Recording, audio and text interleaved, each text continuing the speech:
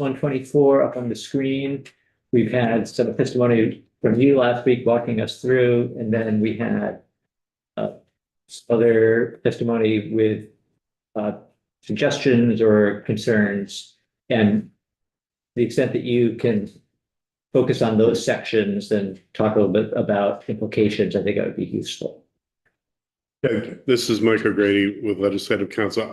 Before I talk about specific sections, I think you have to understand that the advocates are proposing effectively contrasting recommendations. For instance, the environmental advocates say treat the Clean Water Act as the regulatory floor. So that is something that the state should exceed and should regulate more than what is required just by the Clean Water Act. Whereas the most recent suggested changes by the agency would treat the Clean Water Act requirements as the goal, as the ceiling of what you would have to do. And so that's a policy decision. Yes, you have to meet the ceiling, but you have to meet the Clean Water Act because that's what the EPA is requiring. But you can go further. And that largely revolve around this discussion proposed, or the change proposed by the agency to limit the CAFO program to discharges to waters of the United States instead of waters of the state. And that you can see most specifically in the language in Title 10. It's around page 18. So it is really in, I think you can see it most clearly here in the definition of medium, where there's just a reference to discharges into waters. And waters as defined by state law is very, very broad. And so it is not limited to navigable waters. It is not limited to tributaries of navigable waters. It is not limited to wetlands that have a surface connection with navigable waters or their tributaries. So this I think is a very significant decision. When the bill was first introduced, it was based on discharges to waters of the United States. It would have been limited to what the Federal Clean Water Act requires. But then the agencies proposed moving it to waters of the state, in part because of intent to avoid confusion about what was permitted and what wasn't permitted in the water quality program. But then they realized the scope of how that might affect the CAFO permit program, and they're wanting to move back to what they originally introduced. But looking at the recommendations of the environmental advocates, they would want to go further. They want it to be about waters. Do not amend S-124's definition of waters, which properly includes all waters traditionally regulated by Vermont's water quality program. So we've got three different possibilities, it seems like. What we see in front of us, which is what passed the Senate, where the definition of waters is waters of Vermont.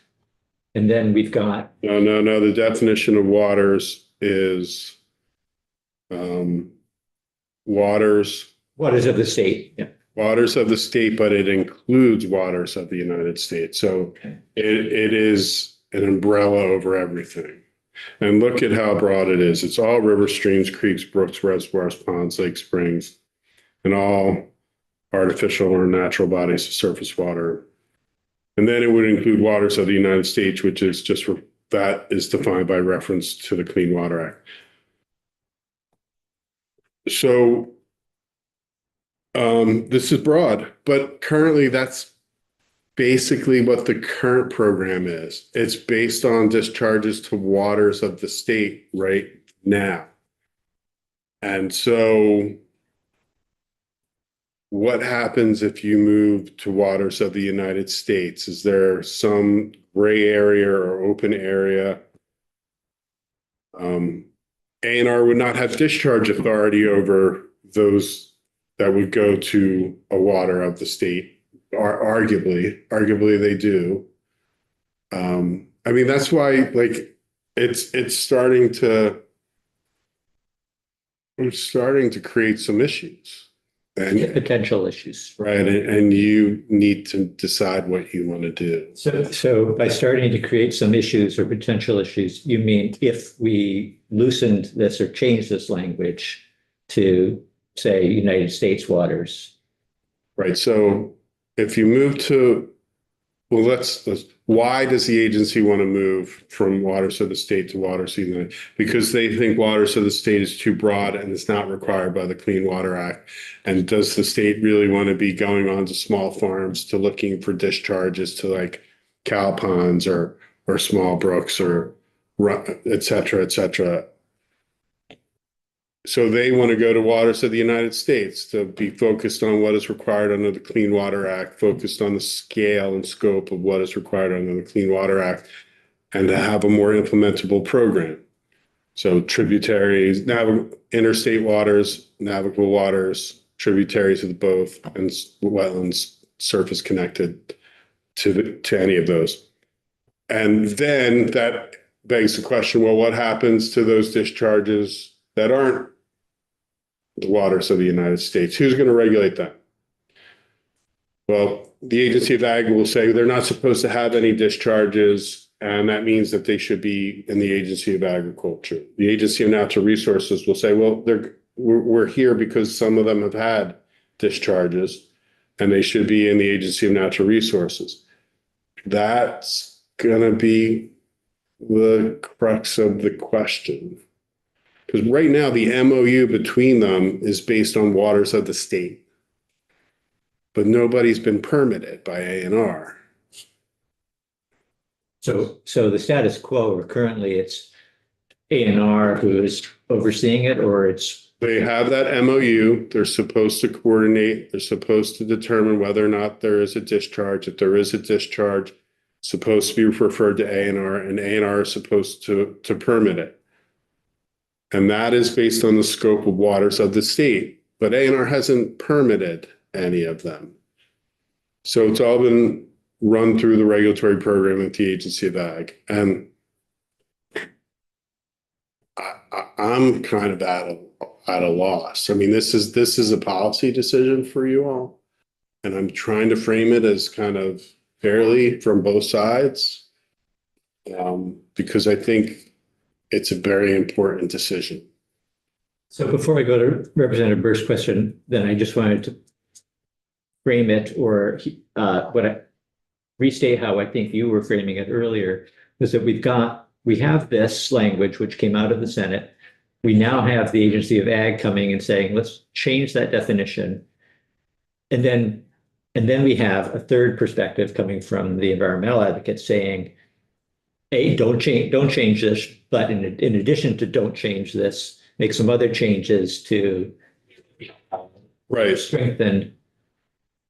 Right. And some of them are kind of more mechanical than policy, like have an inspection schedule, tell the Secretary of A&R how many times they have to go out to inspect a large CAFO or a medium CAFO or a small CAFO. You did that in the existing ag water quality program. I mean, it's pretty mechanical. Whether or not the Agency of Ag, Agency of Natural Resources wants to be dictated that, I mean, that's a discussion for them. But I mean, that's something you have done in the past. I don't see that as really a huge deal unless A&R says, no, we can never do it because we don't have resources. The Treat the Clean Water Act is a regulatory floor. I mean, that I think is a big policy. Are you going to exceed what is necessary under the EPA program, or are you going to just do the EPA program? That's a big decision. Guarantee A&R's independence. I this to me is a little bit of like, I don't know if we really need to get into this that much, but I think they are clearly independent in the new draft. Maybe there's a tweak or two that could further that. Protect ANR's permitting authority. You know, you're taking away the directive already for them to coordinate. And ANR is supposed to have the priority authority. I don't know if you need to do this, but I understand why it's being offered. Establish clear permitting requirements. That's more technical than anything. And then ensure S-124 stakeholder process informs relevant decisions. I don't know if you need that. And then protect all state waters. That's what this is. Yeah. Okay, Representative Burt. Chair, can you provide a little clarity on the requirements when if you become a KFO, permitted as a KFO, there's different setbacks from bodies of water or whatever they say water is, then and that differs from the setbacks the state normally requires for what RAPs and that one. Yeah. What can you talk a little bit about that? I'm confused about the setbacks. So right now under the RAPs, there's a 25-foot vegetated buffer between crops and surface water top of the bank, and 10 foot between ditches and crops. And that would go for also for a KFO or Yeah, for something that's not if it's a place where you're feeding animals, but not permitted as a KFO. Right now, yes. Then it would have to be 25 foot 25. wherever you would say the edge of this That's facility is. Right, it's from row crop. From a row crop. Okay, so You what can have a hayfield. You can, and that's vegetated. And so you don't, that's sufficient. You can have bigger buffers depending on if there's identified areas of flooding or determined need, right? Scopes. And so that they can require bigger buffers, but generally it's 25-10. Under the Fed, it's a 100-foot setback, so not vegetated. It's a 100-foot setback from your application of manure, nutrients, etc. Or a 35-foot vegetated buffer, or you show that you don't need either because of the techniques that you're using will not allow for the runoff.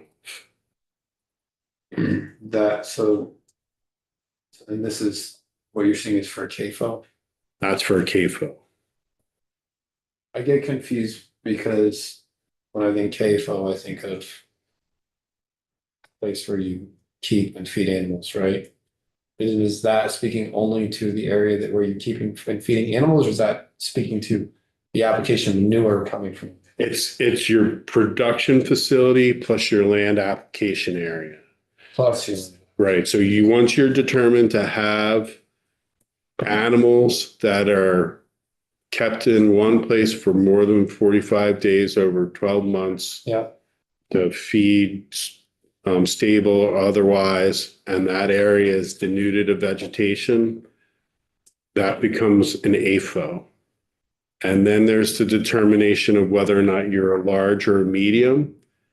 And so a large, you can trigger it by having a discharge of 1 of 3, and a medium, it's 1 of 2. And if you're determined to be that, then you're a medium CAFO, and you have to comply with the CAFO permitting requirements and the criteria underneath that. So if you're under that, if you're just an AFO. If you're just an AFO and you don't have a discharge, or you're small and they determine that it's not worth it because of the nature of the discharge, then you won't be permitted as a CAFO. And under federal regulations, what kind of are there any buffers that you have to do at that point from? If you're just an AFO? Yeah, No, then you're gonna default into the ag program, okay, Which does have existing buffers. which is the 25 foot and potentially more depending on site condition. And so, but another part of being in the CAFO program is and you might hear some anxiety about this, there's what citizen suits. Citizens can sue to enforce the Federal Clean Water Act and delegated state programs. It's rarely ever done because before the citizens can sue, they have to notify the enforcement authority, and the enforcement authority has 45 days to initiate a diligent enforcement action. So that's what happens. The enforcing agency comes in and initiates that enforcement action. Where the citizen suits are usually more successful is when the citizen sues the agency instead of for not doing something that the agency is required to do. So for instance, if you put this program in place and they're not inspecting the way that EPA wants them to inspect, somebody could sue for them for failure to inspect. so, and the buffers under the KFO permit, those are from federal waters. Right. Waters of the United States. So, and if you help me understand this more. What are examples of those for us, like, here, like, the Winooski? So the Winooski is a water of the United States because it's navigable. Yeah, and that's every tributary flowing into The that. tributaries of that, like the Onion,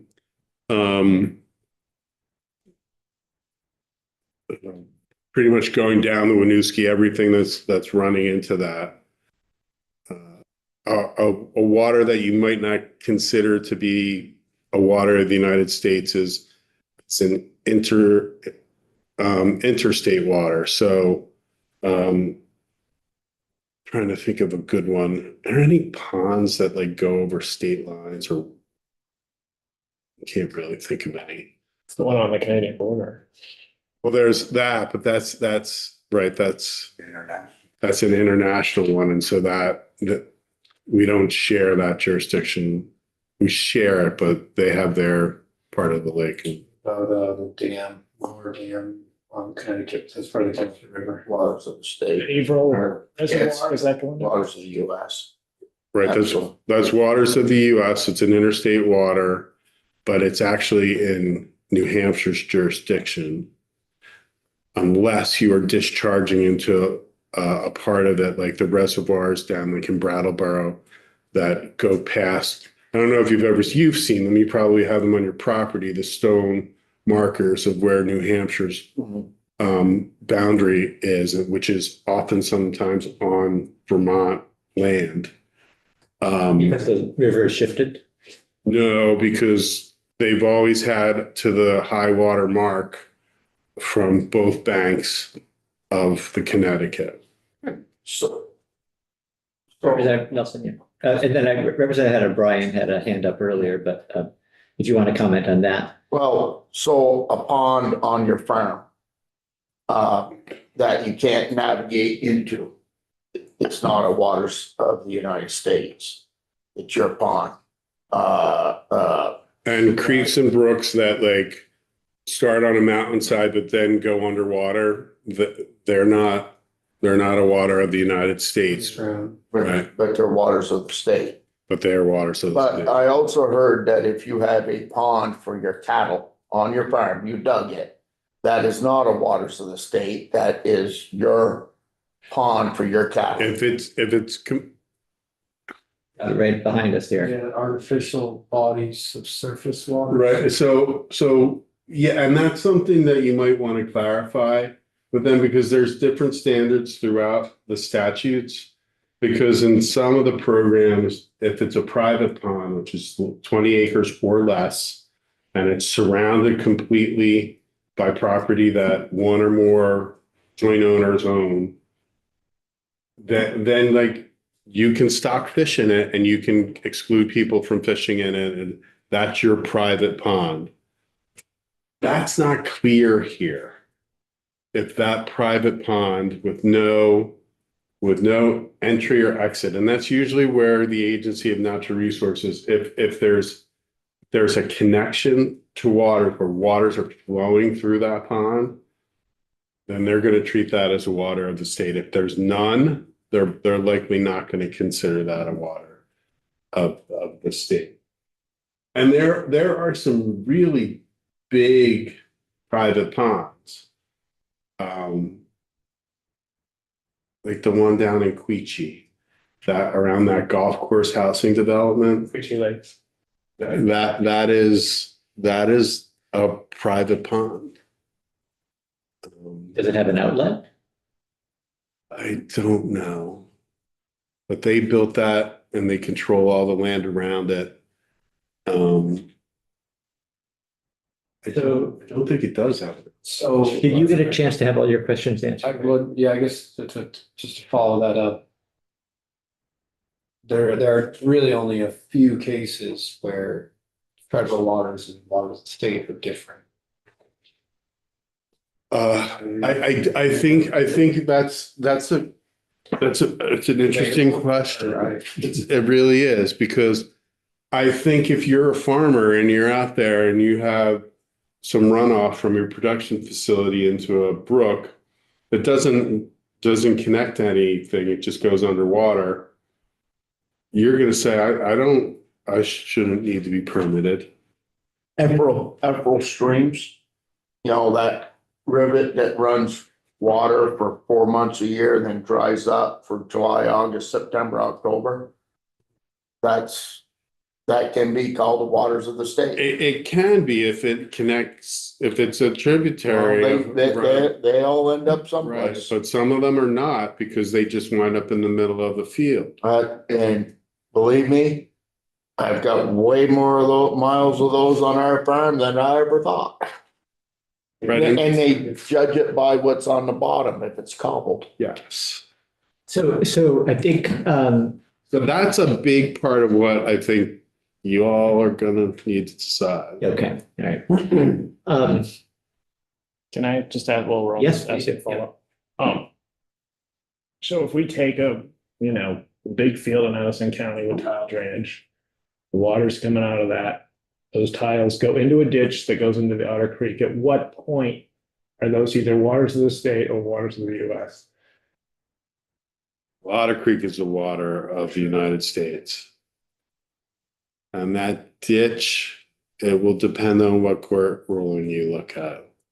And not from Vermont, but from elsewhere in the country. If there's that direct connection, and the more direct it is, courts have been more apt to say, well, yeah, it needs to be treated as regulatory, as a discharge to a water. And they basically do it by saying not that the ditch is a water of the United States. They say that that's a conveyance, that there's a conveyance from that of a pollutant through that ditch to a water of the United States. The more attenuated it is, the further away, the courts are more likely to say, oh, it's not a direct convey. So would the regulation of that ditch change depending on what definition we pick of waters here? No, I don't think so. I don't think anybody wants to wade into the subsurface tile drainage as part of this program. Pardon? Unintended. It is really a difficult question. And it's been a question at the federal level for a long time, and there's been no consensus. And then on wetlands, class 1 and 2, the mapped wetlands are part of the waters of the United States? No, They're not. they might be. It's their connection, like South Bay on Maycog. And you go up in there because you can navigate into it. that's the waters of the United States. But there's other places, there's wetlands, and you can't navigate to them, Right, Ed? as I A whole understand. lot of portaging, right? There are vernal wetlands in Vermont that are mapped and are class 2 and are therefore regulatory. They would not be waters of the United States. They would not be regulated by the Corps of Engineers. They're waters of the state though. They are wetlands of the state. So that's different than water. It is and it isn't.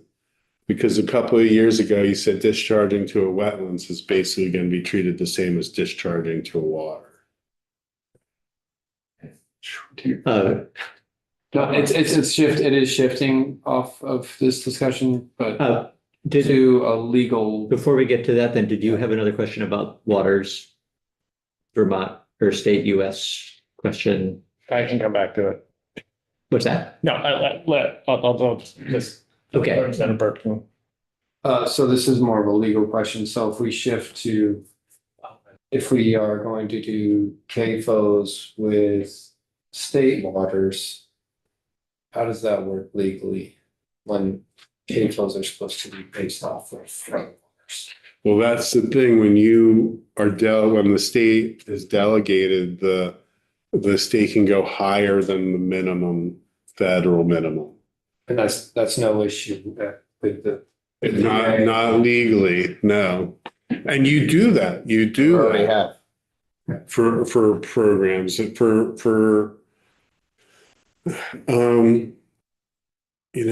me think of a good one. Construction general permit, the feds, it's an acre and you've gone to a half acre. And so you can do that if you want to. You can be more stringent or more protective, however you want to characterize it. My last question on this. So if we go with CAFO buffers on state waters, we can, in theory, get even closer to those waters under CAFO permit. Yeah, I mean, technically, yes. If you can show any alternative practices that obviate the need for a vegetated buffer or a setback, yeah. It sounds like a little bit of a wash at the end. I mean, It's a little, the whole thing's a little bit. what the farm will be required to do is going to be largely the same. Yeah.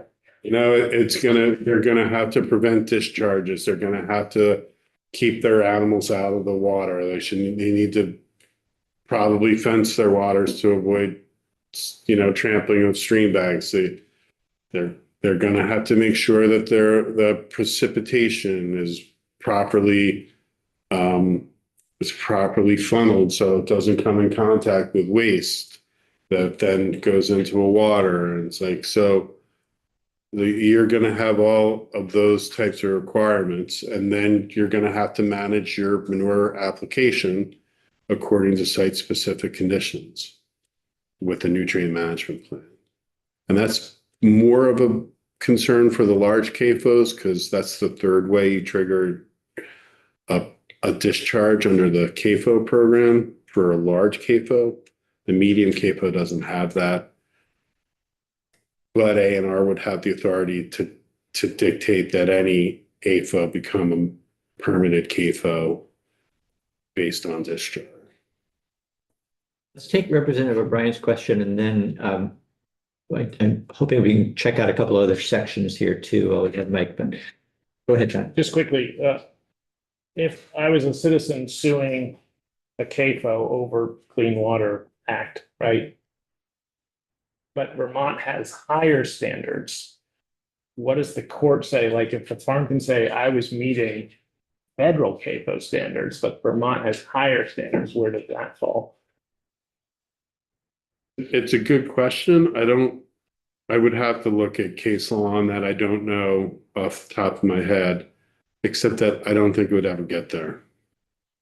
Because the agency would initiate an enforcement action to prevent the citizen suit from going forward. I did an inventory of all the citizen suits I could find, and I did this a long time ago. It was like 18 years ago. And I found 17 in the country. Because they just stopped. Just going back a second on, you've been here a long time. You were here when the TDMLs, right, were Yes. else will be prescribed. In general, does Vermont have all those permits you need, like you said, outside of farming, but wastewater, all those things? Does Vermont, is it the floor, or do we have in general sort of a higher standard?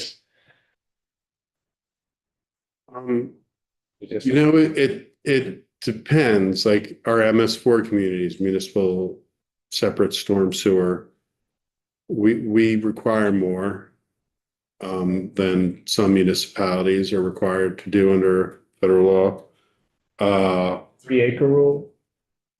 3-acre rule is a state permit, it's not a federal permit.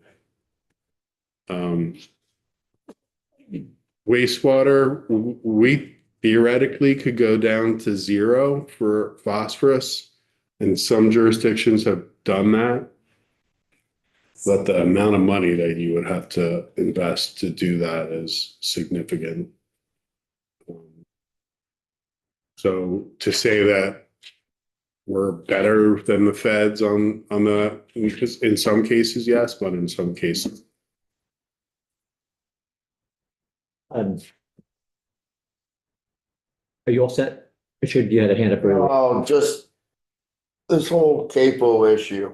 The CAPO says waters of the US, setbacks of CAPO.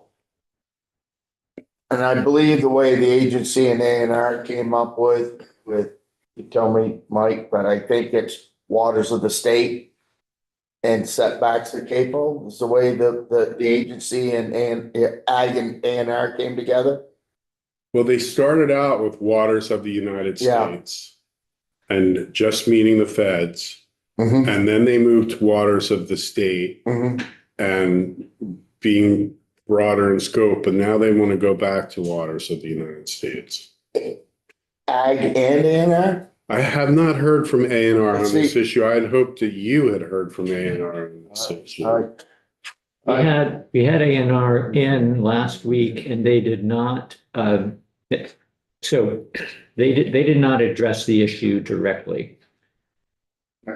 However, when we had Ag in, and they did address it directly, I was surprised enough to say we didn't hear that from A&R. I think we heard something other than that, said that to Ag. And so then I went back and actually listened to the testimony over the weekend, and I don't think that it was specifically addressed at all. So what I am hearing from farmers is they would like to see waters of the United States, setbacks of the state with CAPO. They want a la carte.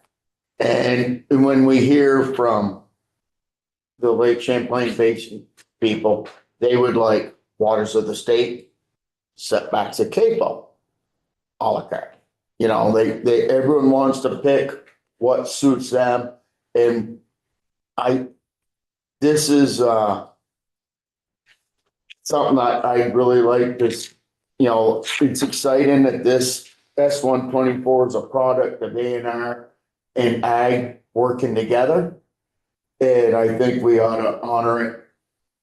And, there's people right now listening and they're throwing stuff to the TV because I'm saying that, but we should computer screen. To me, it's Ag and A&R coming together and keeping the House and the Senate together so we can get something done that satisfies the EPA.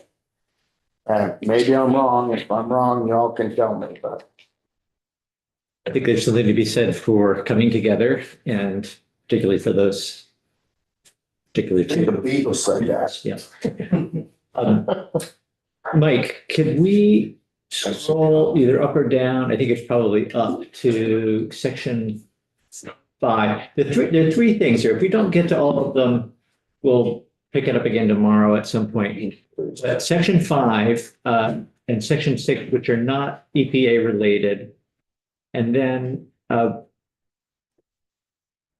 there was also a suggestion, and I think you mentioned it earlier, a suggestion that perhaps we would want to think about the timing of the new report, the new MOU, which isn't called an MOU, I think, but the delivery of that to coincide with the completion of the work of the stakeholder group, rather than have it due before the stakeholder group began its work.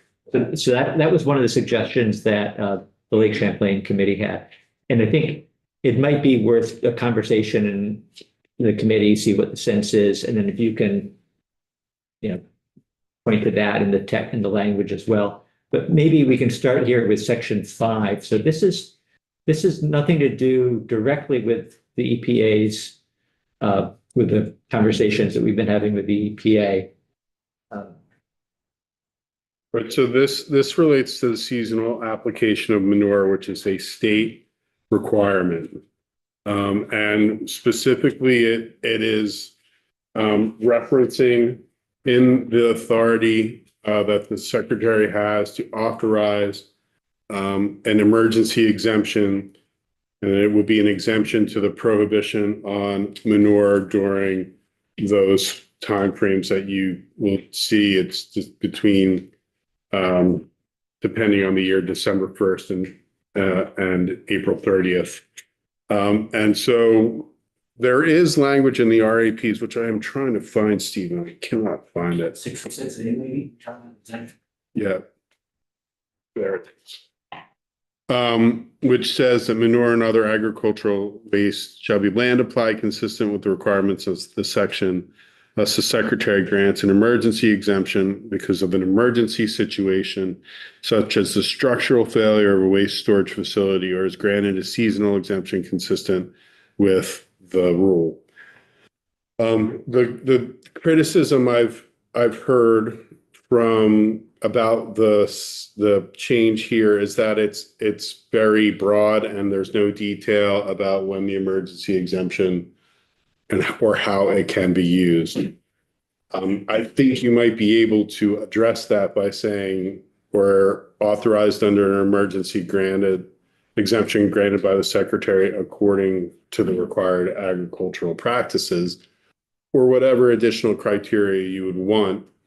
But that is, I think, a legitimate criticism. It doesn't really lay out the criteria for the exercise of that exemption, even though there is language in the rule about the exercise of that exemption. And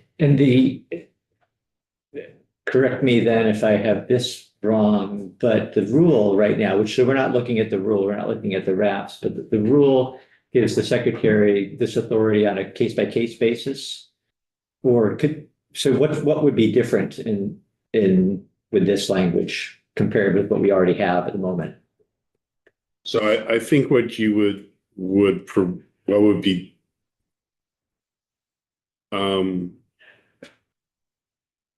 that's a great question. So why do you need this language, you're asking? And I think you need it because an emergency exemption is not authorized by statute currently right now, even though there is one in. And is it in rule because there's something else in statute that said create that rule? What was in statute, it may have been session law, is the directive for them, authorization for them to adopt rules for application. Rules or RAPs. The RAPs, yeah. And the RAPs are, again, we're not looking at it, but it does have a little more detail or. Yeah, it says that the secretary can grant that emergency exemption because of an emergency situation such as the structural failure of a waste storage facility. And so, I mean, there are other emergencies. What was the farmer that got cancer and he couldn't empty his pond, and then his kid left the farm, and then it was basically going to overflow. There was an emergency that was a while ago though. Right, so right now that's covered. The secretary can grant an exemption in the situation like that. But right, and that's in the rule. It's not in statute to have an emergency exemption. The only exemption here is a seasonal exemption. Representative O'Brien? So now looking at the bigger bill, you reference these setbacks and buffers depending on manure application. So it sounded like if I did manure injection at times federally, that might be okay. So does that start getting messy if I'm following AFO permitting rules and yet the state? That's a question for Laura, I would think, about whether or not injection is the same as application, or whether under the feds, or whether or not that would be an innovative management technique that would qualify for not having a setback. Representative Nelson? On this exemption for the December 15th to April 1st, I don't know about individual cases, but the only time I've ever seen a broad-based exemption was 23. With all the flooding and all the manure pits topped over, and you couldn't spread when you should have been spreading because the land was too wet. And we were blessed with a wonderful December and January. And we were all pretty much a blanket exemption was given across the state. And people spread until snow came, and which saved a lot of hardships. Other than that, if your pit's getting full on February 28th, do you have any other pits that are empty? Do your neighbors have any pits that are empty before they'll give you the opportunity to spread? And so they really discourage it. And that's something we've all been working with since it started. I don't know about other personal exemptions, but. Representative Burt? So, I mean, if it's in statute and the secretary violates it, then they're breaking the law. But if it's in rules governed by the agency, what happens if the secretary doesn't abide by them? And say grants an exemption that's out of line with the rules. So the rules are supposed to be based on statutory authority and a delegation of statutory authority. And I would say to a large part, almost everything in the RAPs are. And there's a specific statute in that directs what the RAPs are supposed to include. And the agency did a great job of following that statute and being consistent with it. But when there isn't consistency between the statute and a rule, the statute controls. So there is an argument that if an emergency exemption is issued, somebody could challenge it, and the agency could say, well, we adopted it under our rulemaking, and the person challenging it could say, but you didn't have authority to do that. And there's no statute that says you can issue an emergency exemption. The General Assembly knows what it's doing and knows how to allow exemptions because it allowed the seasonal exemption. But it didn't allow for this emergency exemption. You did that on your own, and it's outside your statutory authority. And so that's, I think, the concern that's trying to be addressed here. I think it can be addressed very easily, and the concern about this not being very detailed or setting forth the criteria by saying authorized under emergency exemption granted by the secretary according to the criteria set forth in the RAPs. So you get the authority to have the exemption and you set that the criteria is what the criteria is in the RAPs. So that seems like an elegant and simple solution. I just was going to ask though, on the next page, down here in subsection C, whether that existing language doesn't address the concern. So this is a seasonal exemption, and if you look at it, they have to follow the process that's in law for the seasonal exemption. You have to provide a significant amount of information. You got to identify the location of specific fields, proposed rates of application, nearest surface water, map wetlands. You got to identify soil types. You have to have current soil test results, the annual nutrient application plan, for et cetera, et cetera. You have to meet Russell. You have to do all of those things before there's the seasonal exemption. Now, as Representative Nelson noted, the secretary can issue that on a regional basis. But this is a different exemption. It's a different exemption. All right. Representative Lipsky. Yeah. Mike, back in the fall of 2023, it's a question. Did the governor weigh in on that emergency exemption, or was it just the secretary of? I don't know the answer to that. That's a question for the agency. I think there was quite a kerfuffle for a little For some reason, I thought the governor was involved in that. We can ask Steve Collier when he's up next. Okay, so I think we're good for the moment here. We can think about simple changes there. Section 6. Section 6. Right now, if you are a small farm that's above a certain threshold, you are supposed to submit an annual certification of compliance with the RAPs. And the proposal would be that instead of it be for every one of those certifiable small farms, that it's any newly eligible or identified small farm has to provide that certification of compliance. And the secretary may require any small farm to regularly certify ongoing compliance with the RAPs. Now, the small farm compliance form, the annual certification, it's only 2 pages long, but you have to provide a pretty decent amount of information. And there's probably, I don't know, a couple hundred or maybe just 100 or so, 200 or so that are doing it.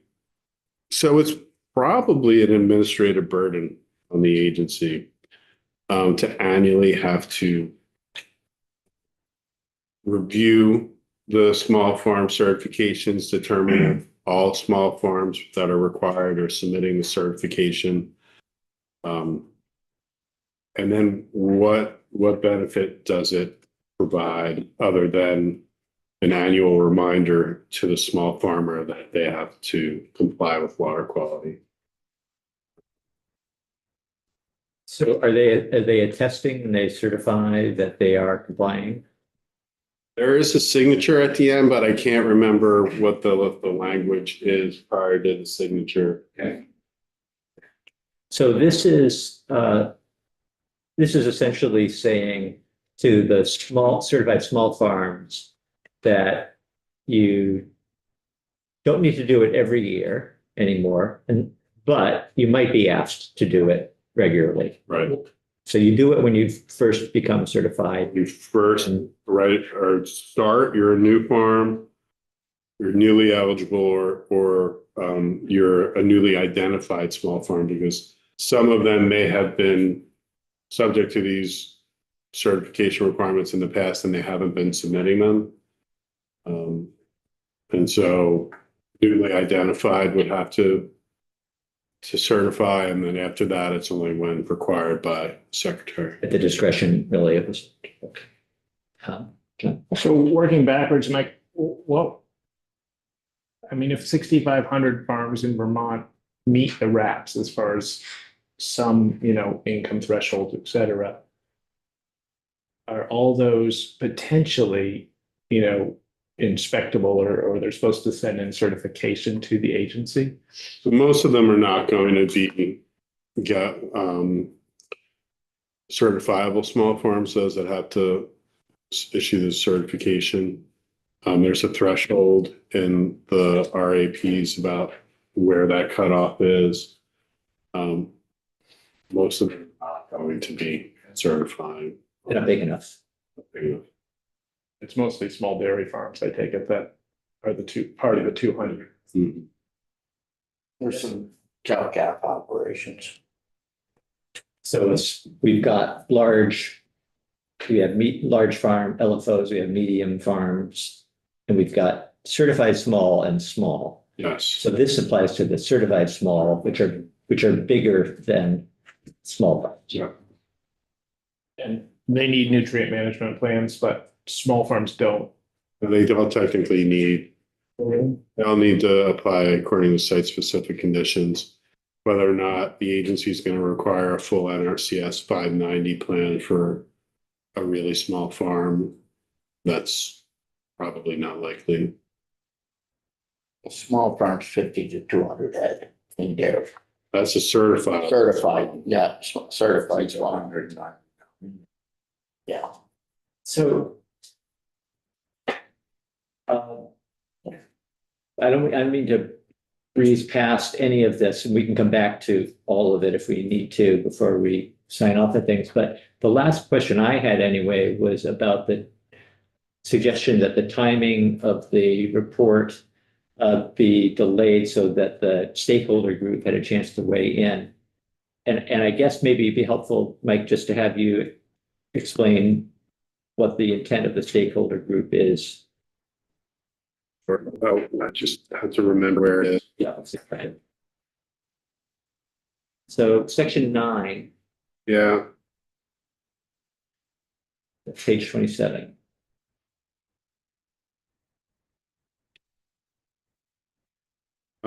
So it really is about engaging all of the interested parties regarding what is the best way to regulate and implement the CAPO program so it conforms with the Clean Water Act. It's supposed to have multiple notice and informational hearings. There's also opportunity for the agencies to meet one-on-one with stakeholder groups in outside of public hearings.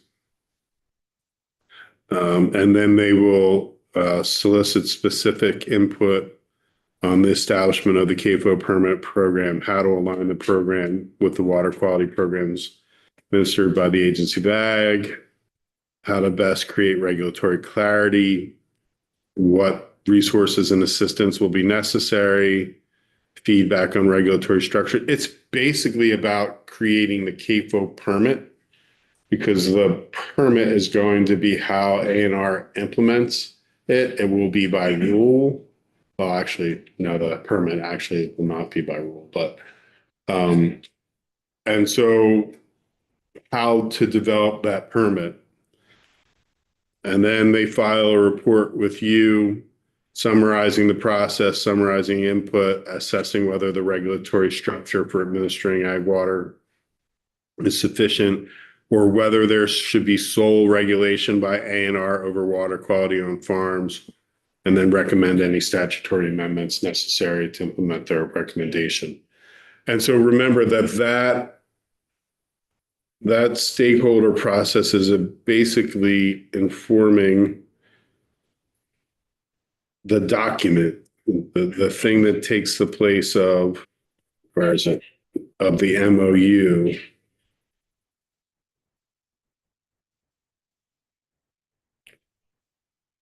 Right, so Earlier.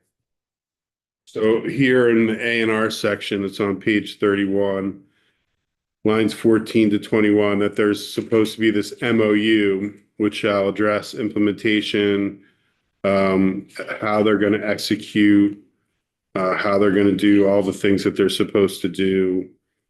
And in place of that, there's going to be, you'll see that on page 32, they will issue a document that sets forth the respective roles and responsibilities of A&R in implementing the Clean Water Act on farms and responsibilities of the agency. So I can see some rationale to timing the response and the recommendations of the stakeholder group with what is going to go into the document. Whether or not that would be